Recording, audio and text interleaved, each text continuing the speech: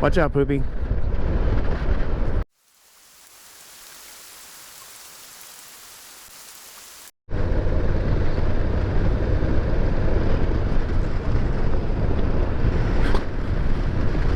So random day out, had to take the wife's bike out to get some gas in it.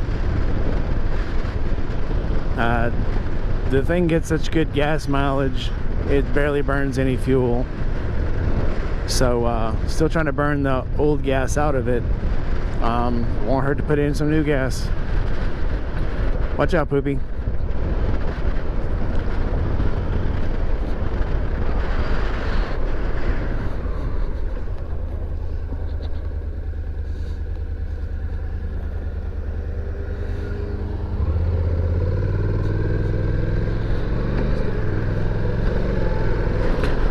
Gas stations popping up everywhere.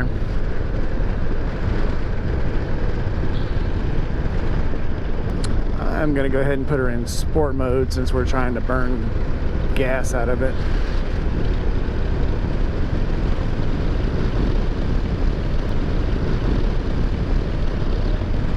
Still looking for a good fairing or a windshield to put on this thing. Trying to find an original fairing for it.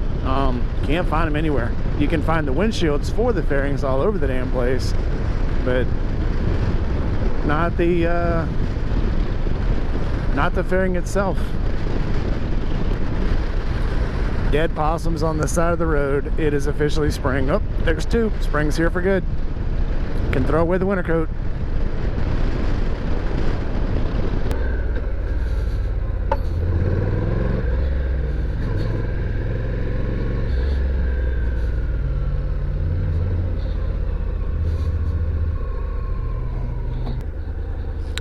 Still trying to get used to the whole idea of an automatic motorcycle.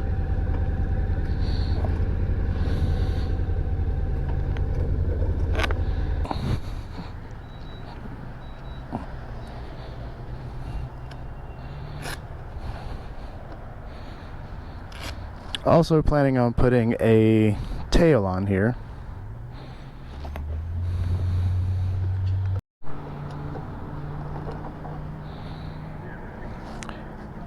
The key is 5 inches long and it only uses the front half of the key.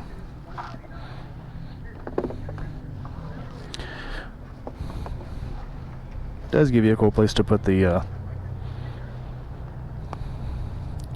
cap though.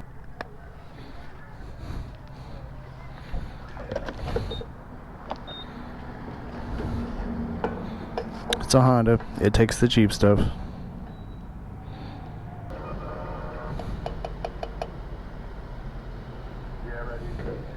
Having to say goodbye. Whoa, hold up.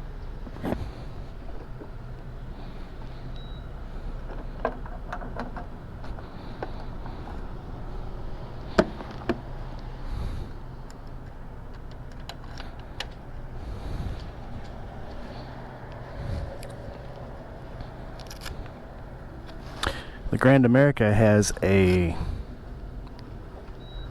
RF key because it's always in my pocket.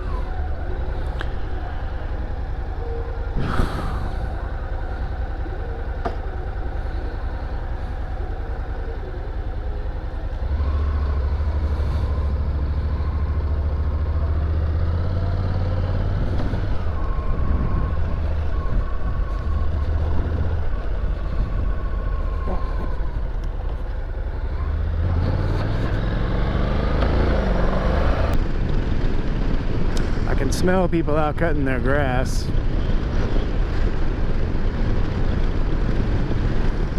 Here's a strange thing here. This is the time of year where all the grass clipping memes come out. Two kinds of people put those memes out. One, people who don't ride motorcycles themselves and think they're supporting the community by posting, virtue signaling. And then the people who actually shouldn't be on motorcycles anyway and go, yeah, motorcycles on grass don't mix and it's all your fault. I can promise you a couple things. One, I've never slipped on grass. I have slipped on sand, gravel, mud, ice, potholes, and slick concrete. I'm not sure if you guys know this, but you should keep your eyes on the road anyway. Anybody that I have known who has wiped out on a curve and blamed it on grass, they were already inebriated, were going way too fast for the curve anyway. It was a convenient distraction to blame it on grass.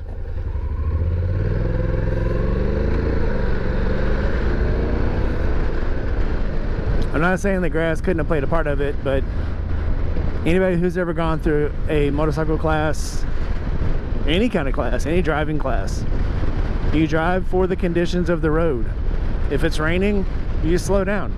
If there's gravel on the road, you slow down. If there's sand up on the road, you're going to see it before you get to it. You slow down. You're not going to see all the hazards before you get there. Some of them are going to get you. But if you're already over the speed, if you're already going fast, if you're driving crazy, if you're doing things you shouldn't, then you're already going to be in that percentage that's going to get messed up with road obstructions. Anything in this road could throw you. The potholes, the loose gravel, the loose asphalt, water, kids, leaves. Leaves in the road are much, much worse than grass in the road, but it's something you can't control, so people don't let themselves get mad about it. You'll never be able to control all the variables.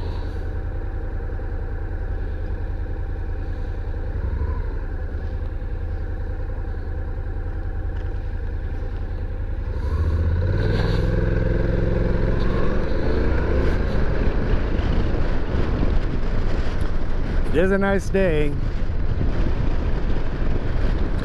so I think I'm going to put on probably a couple 100 miles on the other bike today. I am still trying out these, I'm going to say I tried out the Indy Ridge gloves. I immediately fell in love with them. Any of you who have seen my previous videos, the leather gauntlet Indy Ridges, I've already worn them. Now it is getting into spring and it's a little too warm to wear those. Probably could still wear them, but I've got these lighter ones that are denim on the back and actually breathe a little better, so I'm going to wear these instead. Took about 3 days to wear them in. Of course, I cheated. When I first got them, tried them on, they were a little pinchy between the fingers, so I soaked them in water, put them on, made some fists, wore them for about 5 minutes soaking wet, and dripped them dry, then put them on the boot dryer, left them overnight on the boot dryer. The boot dryer dries them at about 110 degrees. It's not really warm. It's a little warmer than a body. So while they were still damp though, I put them on, took them to work, and by the time I got home, they were broke in. A little way to cheat. I don't know if you guys have ever, anybody out there actually wears leather boots. It's the same thing. First time you get them wet, they break in when they dry, and when they get fully dry, they're molded to your foot and they're comfortable from then on, and you'll live happily ever after with those gloves. The boots, still breaking them in. They're awesome boots, also Indy Ridge. I plan on writing to the owner of the company, telling him a few inputs on what I think are fantastic about the boots and where they could need help. But overall, these are going to be some great boots. I do believe he said there are some upgrades that still have to be made, and I'm sure probably by the time I tell him what I think could be improved on them, they're probably going to be done. So that's it for now. Both bikes are full of gas, and I'm about to run the gas out of that one. Be safe.